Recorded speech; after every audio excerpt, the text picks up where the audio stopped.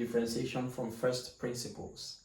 Now, just before we dive in, I'd like to take you back to our linear graph where we need to find something called the slope. So what is the slope? It is a rate of change of y with respect to x. Now let me show you a representation of this on the board. So let's say you plot a graph and you have a straight line, all right? So if you wanted to find out the rate of change of y, this is my y-axis.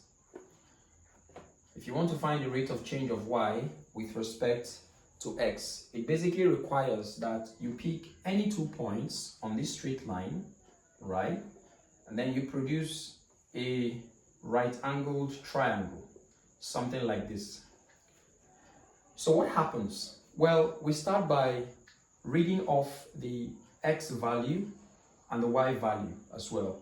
So this particular point here would read off your first x value, which we would call x1, and the next one here would read off the second x value, which we would call x2. Now these values of x have corresponding y values, and the first one here we have our y1, and the next one we have our y2. So how is a slope calculated using this information? Well, there is a common formula, and that is the rise over the run. Rise over run. This is basically saying that we're going to take our y2, subtract our y1 from it, and divide it by our x2 minus our x1. This is the basic formula for finding the gradient or the slope of a straight line. And the symbol for slope is m. Now you remember this very well. Very easy.